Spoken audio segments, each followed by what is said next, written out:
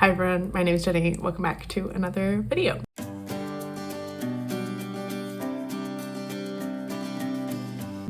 So it's been a while, as I'm sure you are well aware. I did not intend to just stop making videos entirely, but 2022 was really busy. I had a lot of things going on, and I was also just kind of living in the present moment. I also had some tech issues, got a new computer, so I'm hoping this video will be pretty minimally edited, but editing also just was becoming more and more of a hassle, and I didn't want to deal with it. So nevertheless, we're still here. I still want to do a 2022 reading wrap up in terms of my stats and my favorites of the year, because I have been reading a lot this year. I actually had a really great reading year. I read some really amazing books that I want to talk about. I also just love keeping my stats and I love sharing them with the rest of the world. So that's what I'm going to do in this video. If you're just interested in the stats portion or just interested in the favorites portion, I will put timestamps down in the description box below so you can skip to whatever section you're most interested in. So starting with the stats, in 2022, I read 85 books. Oh, also apologies if I'm looking over this way. This is where my notes are. So moving on. I read 85 books in 2022, which totaled to 26,107 pages. My goal in 2022 was to read 55 books because I was in grad school most of this year, but I read 55 books sometime in August, so go me. So I just kept reading and the total I got to was 85. I also started the year with 96 books on my TBR, both physical and on my Kindle, and ended the year with 60 books on my TBR, which is exciting, a decrease of 36 books. I had a 2022 goal of reducing my TBR, but not by a set number, but I talked about in my 2021 reading wrap up and stats video, which I'll put a link to up in the cards above as well as in the description box below, that I was not going to be this year in a great financial position to buy books, which is true. I'm in grad school. I don't have a ton of extra money lying around, but I did somehow manage to acquire 64 books this year. So I have a goal in 2023 to only buy one book per month, or acquire one book per month. Gifts don't count, but otherwise acquiring books and then immediately reading that book so that I can actually decrease my TBR and reduce my TBR ideally to under 10 books by the end of next year. So we'll see if I accomplish that during this video next year. I have been tinkering with the idea of making that a vlog series of acquiring that one book per month, reading it, and then kind of reviewing it and having that be one video I make a month. If you'd be interested in that, I know a lot of people, both in my actual real life friends, love watching my vlogs, but then I think other people who are not my IRL friends also enjoy vlogs. So if that applies to you, please let me know down in the comment section below, or in my real life if you think I should keep making vlogs. Then in terms of where I got those books, I could only find data on 63 of the books I acquired this year. I don't know what that 64th book was, but as you can see here, this is the number of books I bought or acquired in each month. The most was 10 books, which I acquired in November of this year, but that was because I got 5 books from my grandma that all came in at once. She was getting rid of a bunch of books. So that explains that. And then the fewest number of books that I acquired in a month was in June, when I only got 2 books, which I believe I've read both those books, so that's exciting. But I'm still acquiring multiple books every single month, which just feels a little excessive, especially because I'm not reading as quickly as I once was, during the height of the pandemic and stuff. Then in terms of where I acquired books, in terms of the publisher or buying in a bookstore, I also found this to be pretty interesting. So the majority of books I acquired were from NetGallery or publishers, 17 books in total. 12 of the books I got were from local bookstores. I in Atlanta, which is interesting. I really spent maybe 2 months total spread out over the year here in Atlanta, but I bought a lot of books while I was home. I also acquired 10 books from non-local bookstores, which was specifically from my time in North Carolina this summer at the Chapel Hill independent bookstore Flyleaf Books. I love Flyleaf Books. I love all the bookstores in the Raleigh-Durham area, and I'll be moving there this summer, so more books. I guess that'll become a local bookstore in the near future. I also went to visit some friends in Philly in October, and I bought some books while I was visiting them. And then I ordered a few books from Minneapolis's Madras and Quinn Thanksgiving sale that they had, which is one of my favorite bookstores up in Minneapolis. Then in terms of the books I acquired this year, 33 of the books, or 52% of the books that I acquired, were by white authors, which I thought was interesting. Shows that I'm reading pretty diversely, or at least picking up books that are pretty diverse. And then I also read 39 of the books that I acquired this year, or 61% of them. So I still have about 40% of those books that I acquired this year that I have not yet read.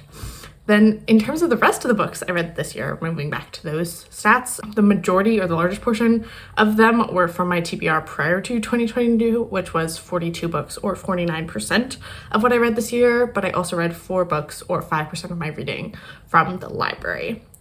In terms of my month-to-month reading, the month I read the most in was December, this month, in which I read 13 books, followed by June and May, in which I read 11 books, and all 3 of those months are months where I was not in school for at least 2 weeks, I would say. So that's a trend that's interesting. Then the month I read the least in was April, where I only read 3 books. And one of the books that I finished during that month was actually a book I'd been reading all semester long for one of my classes. So that's interesting. I only finished actually 2 books for fun. Then from Storygraph, we can also see that my page count was pretty closely mirroring how many books I read each month. Although in February, it looks like I must have read some shorter books because there's definitely a dip there. Then in terms of the median number of books that I read each month, that was 5.5 books, although my average was 7 books. That means I must have some months where I read a lot more, which is true. Then the average length of a book that I read this year was 307 pages, which also makes sense. I like books that are around that length. I do like slightly shorter books, but longer books I don't get along with as well. Then in terms of the number of new to me authors, I read 54 authors that were new to me, or that was 64% of my reading, which is pretty impressive. And then 31 of the books I read this year, or 36%, were debut authors. Then the majority of the books I've read, 53 books or 62%, I read physically, which is my preferred medium, although I did read 22 books or 26% of my reading on ebook, and then I listened to 10 audiobooks, which accounted for 12% of my reading. Then moving into like what I thought about the books, what types of books were they? In terms of ratings, I had a really great rating year, as I said earlier. My average rating was a 3.96 with no rating lower than a 3-star, which I was really shocked by. The largest portion of my ratings were 4 stars, 28 books or 33% of my reading, but I also had 15 5-star reads, which accounted for 18% of my reading. Which interestingly enough, some of my favorite books this year, I did not rate 5 stars, but some of those 5-star reads were like more genre fiction-y books, and those just don't have as much staying power as some of the other genres that I read. Speaking of genres, in terms of the category of books, the majority of books I read this year were fiction. That was 59 books or 69% of the books that I read. I also read 24 nonfiction books and 2 poetry collections, which if you watch my 2021 reading stats video, which you probably watched last year, but I just watched it a few days ago to remind myself what stats I like to keep track of. I mentioned that I wanted to read more poetry in 2022, but I actually read 1 fewer collection in 2022 than I did in 2021. So I thought that was interesting. I do still want to read more poetry once I get my TBR done. In terms of genre, by far my most read genre always is and always will be literary fiction. That's my favorite genre, which was 27 of the books I read, or 32% of my reading. I do separate out some more kind of commercial historical fiction, which you can see here was 8 of the books I read. My next most read genre, however, was romance, which I find really interesting because I don't really remember reading that much romance this year, or at least I didn't enjoy most of the romance I read. Either way, I was very surprised that this accounted for 11 of the books I read, or 13% of my reading. Then in terms of nonfiction genre categories, this is a little trickier because honestly, most of the nonfiction, or really all the nonfiction I read, falls somewhere on a spectrum of like my niche interests, and I parse out what genre they might be, but they're all kind of the same genre, which is nonfiction books about topics Jenny is interested in. But my most read genres were essays and theory. And theory are more like academic thinky books that I don't really know what else to call them, but they're not necessarily like academically published books, but they are theory based. I don't know. I don't really know what to call them. That's why that's a broad random category, but I read 6 books in each of those genres. And then all the rest of my nonfiction was spread out across a number of other smaller genres. Then in terms of the targeted audience, all but 1 of the books I read this year was targeted at an adult audience, which is interesting, but not that surprising to me. And then in terms of gender and race breakdown of the authors that I read this year, as per usual, the majority of books I read were written by female authors, 72 books or 85% of my reading, which is usually around 80%. So I think 85 is a little high. I also read 10 books by male authors this year, 2 books that featured authors from multiple genders, or books that had multiple authors who some were female, some were male, some were non-binary perhaps. And then I also read one book by a non-binary author. Then in terms of race, I did have a goal for 2022 to read every other book I read be by a non-white author. But at some point, and I was literally for the first half of the year, like doing that, like very actively choosing to read like a book by a white author and then a book by a non-white author. But at some point in the second half of the year, I got bored of doing that. And so I stopped doing that and was just kind of more loosely keeping track of that. But it still appears that that didn't quite work out as I intended, because 46 of the books, or 54% of my reading, were from white authors. 16 books, or 19%, were from Black authors, and 12 books were from Asian or Asian American authors. I also read 4 books from Indigenous authors, 4 books from Latina authors, and 1 book from a Middle Eastern author, which I still feel pretty good about this breakdown. I feel like I'm reading pretty diversely, but I'm also reading the books that I'm most interested in reading. And unfortunately, just kind of based on my interests, a lot of my interests are things that non-white authors have a harder time kind of finding access to publish that type of work, which is also surprising because I'm very interested in like climate justice, social justice movements, and there's a lot of non-white people that are deeply entrenched in that work, but I guess they're not being picked up by big publishers to talk about that type of stuff. Then in terms of where my books were purchased, that I read in 2022. So this is different than the books that I acquired in 2022, but a similar breakdown. But of the books that I read in 2022, the biggest place where I acquired them was again NetGalley or from publishers. That was 19 books I read this year, or 22% of my reading. And then the second biggest was local bookstores from Atlanta, which also makes sense because I lived here full-time for 2 years, and then while I was in college I was buying books throughout that time as well, so a lot of my kind of TBR is from Atlanta local bookstores. So that's 16 books I read this year, or 19% of my reading, followed by Book of the Month and then non-local indie bookstores, which were both 10 of the books that I read this year each, or 12% of my reading, and then smaller amounts from other places. The publisher I thought this was really interesting, I read the most from, was Penguin Random House and its many imprints. A lot of my favorite books come from their imprints, particularly Knopf and its imprints, which is owned by Penguin Random House, is one of my favorites. So that accounted for 28 books, or a third of my reading. However, the next biggest category was independent publishers, which accounted for 21 of the books I read, or 25% of my total reading, which I'm quite proud of. And several of those indie publishers are nonprofit publishers or something along those lines, which I thought was pretty awesome. And then finally, in terms of the year books were published, the largest portion of my reading was 2022 releases, which accounted for 34 of the books I read, or 40% of my total reading this year. I did read a lot of ARCs this year, but honestly, this number feels higher than I expected. I think I do get caught on the hype train. I mean, I love keeping track of releases, and so I guess I am very well aware of them, even when I don't have a ton of money to spend on them. I still am buying them and reading them somehow, some way. Then the next biggest chunk were books published between 2011 and 2020, which makes sense. That was kind of the time period when I got into watching BookTube, and I'm just aware of a lot of books that were published, particularly between like 2017 and 2020, which is a number of years. So that was 28 of the books I read this year, or 33% of my reading. 17 of the books I read were published in 2021. I also read a few books published between 2000 and 2009, a few books published before 2000, and one book that is scheduled to be published in 2023. Then finally, looking at my StoryGraph stats that are not covered by my own spreadsheet, the two that I'm most interested in are my moods, which I just think is so curious, and then also the pace of books I read. So my most read moods were reflective, emotional, and informative. According to StoryGraph, 55 books, or 65% of my reading was reflective, 42 books, or 49% of my reading was emotional, and 22 or 26% of my reading was informative, which I would say is correct. Those are the 3 moods that I am most interested in reading. Then my least read moods were relaxing, tense, and hopeful, which relaxing and tense make a lot of sense to me, but I do want to read more hopeful books. I'm sad that that's not a bigger part of my reading, because that is something I'm very interested in reading more of, but I also think we just need more of that in publishing generally. And also I'm not entirely sure what StoryGraph classifies as hopeful. And then in terms of the pace of books I read this year, StoryGraph believes that 65% of the books I read this year were medium-paced, 25% were slow-paced, and 10% were fast-paced, which I think I agree with. I do prefer a kind of average-paced book or a slow-paced book than a fast-paced book, but I also was looking into how they categorize some of those books, and I didn't really agree with their categorization. So those are all my stats. Now moving into my favorites. So if you are just joining for this portion of the video, welcome.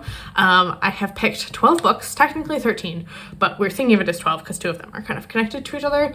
And I've ranked them from my least favorite to my favorite best book of 2022, which I don't usually do, but I did make a list for my friends of the top 5 books that I read this year. So I figured why not rank all the rest of them. So number 12 is Devotions, the Selected Poems of Mary Oliver by Mary Oliver, obviously, which I've been reading on and off for the past 6 months. As I said earlier, I've been feeling this year like I do want to get into more poetry, and Mary Oliver has long been one of my favorite poets. Her poetry reminds us to continually be in awe of the simple things in life, particularly nature.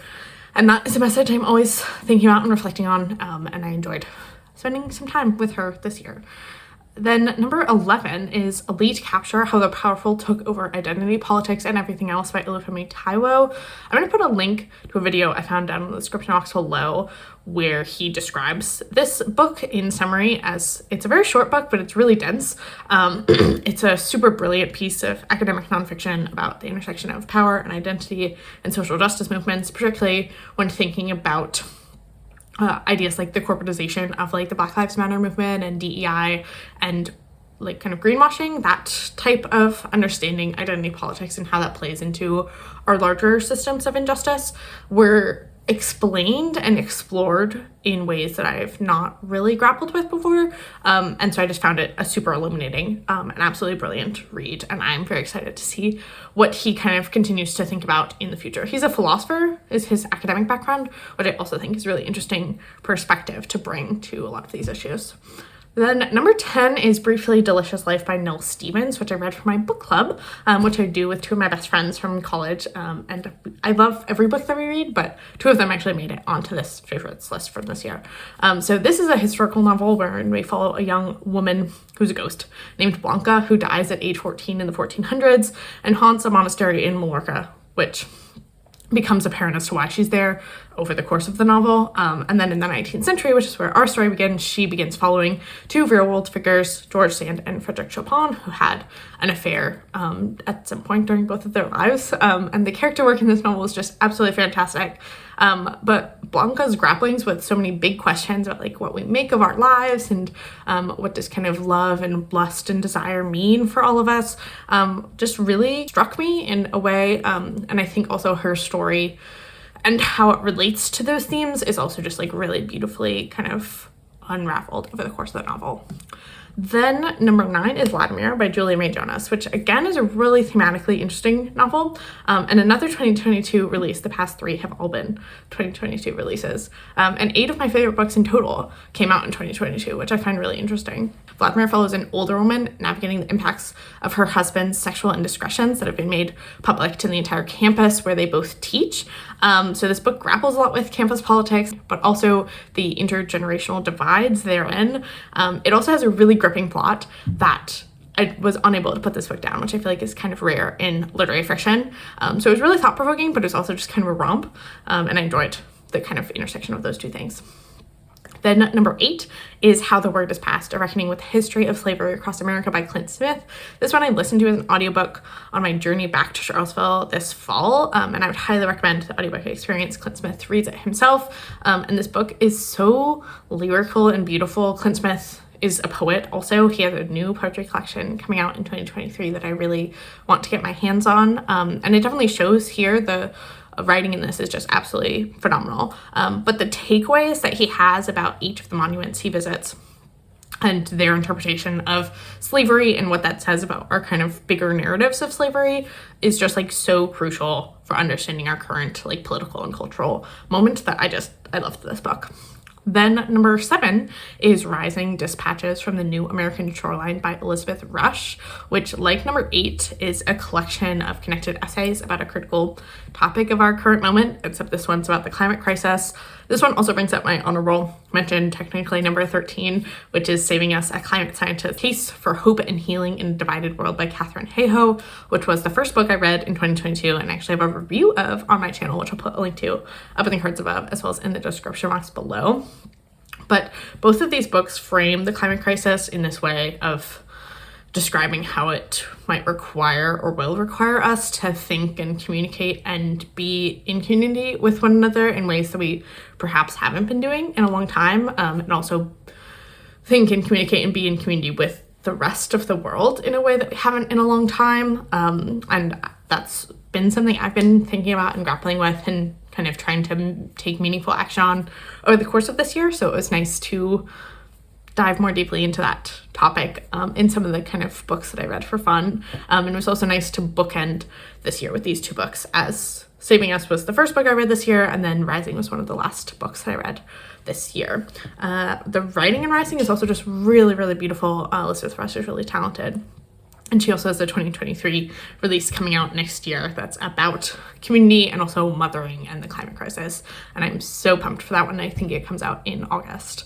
Then number 6 is Tomorrow and Tomorrow and Tomorrow by Gabrielle Zevin. I was really excited about this book because Gabrielle Zevin wrote one of my childhood favorite books, which is Elsewhere. I don't think anyone on BookTube has ever talked about, but it came out in like 2005 or something and meant so much to me and my childhood best friend that I've been eagerly waiting for some book of hers to like strike my interest again, because that book just has so much meaning for me. And this book definitely did that. So this book captures, I feel like, the complexities of friendship and the baggage we bring to those friendships and the baggage we also create through that friendship, and then thinking about how we navigate all of those things as we grow up and life becomes more complicated.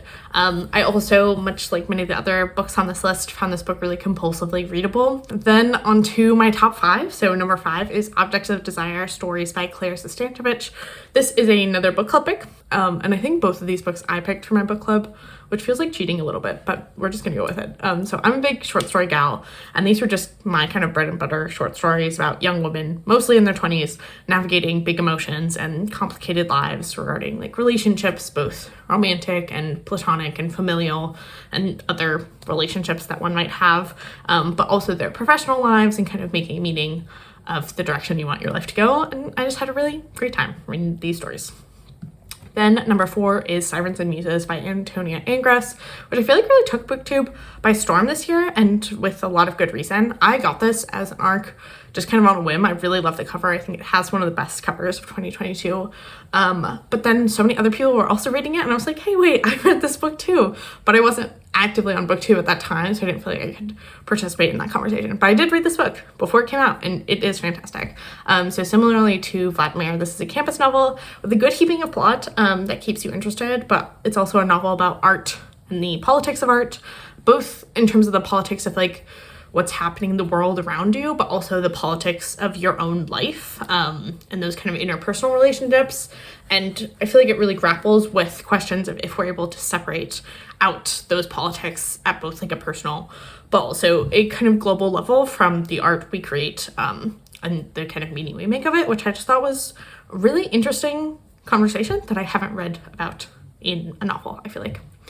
Then in terms of my top 3 books, we have some very niche bookish green flags in these 3 books. So these are not the most like wide-reaching appeal books, I don't think, but they each had things that I just absolutely love, and therefore had to make it on my favorites list. So number 3 is Worn, A People's History of Clothing by Sylvie Sandhauser. So this is a nonfiction history of the fabrics that make our clothes, which really seamlessly, pun intended, blends labor and environmental history across really broad stretches of time. So it dives pretty deeply into the role also that the fashion industry has in shaping the climate crisis with its use of like synthetic fibers and plastics, which I also thought was really interesting. It was a lot of stuff I already knew, but I think she explains it in a way that's really meaningful, and also provides really interesting alternatives of like, here are other fabrics that we've been using for thousands of years and we could just return to using those fabrics. And then this book also incorporates a lot of Thanhauser's own interest in making clothes and just appreciating clothes and fashion, which I always love when people write a really well-researched book that also connects to their own kind of personal narrative, as I think those two things really can't be separated from one another. And so I like when books actively incorporate both of those pieces. Then number 2 is my favorite fiction book of this year, which is This Time Tomorrow by Emma Straub. So I knew before this book came out that this was going to be probably a favorite of the year because it has so many little Jenny niche green flags. And also Emma Straub's just one of my favorite writers. But I love this book even more than I anticipated I would. So it's got time travel, which I am always captivated by, probably because I read The Time Traveler's Wife like too young in my life, and it really just kind of implanted itself on my brain. But I think Emma Straub in this book does what interests me the most thematically about time travel, which is grapple with questions of the what ifs of our lives and how do we make the most of our lives given that we only have this limited amount of time, particularly like with the people we love.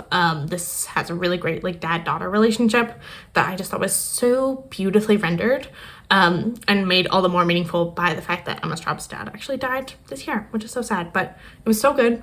I just like think about it and like immediately get all emotional because it was just that good. So I loved it. I don't know if everyone else would. In fact, one of my closest friends in real life did not like this one as much as some of Emma Straub's other books, but I just loved it. And then finally, my favorite book of this year was Heaven is a Place on Earth by Adrian Shirk. I need to reread this book in 2023 because I want to remember it more vividly, and also I read it as an ebook and I want to kind of like take notes and dog-ear the pages of the physical copy I now have. But this book blends a lot of the other things I've identified in this favorites list of things that I really enjoy. So it has niche history about utopias in America and people finding other ways of living.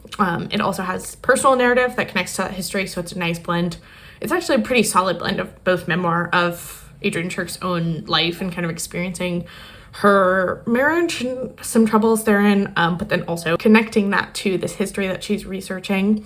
But it's also thinking about community and social justice and how we can connect to one another in more meaningful ways, and also weird theological rabbit holes. So all of those things are just like things I love to think about.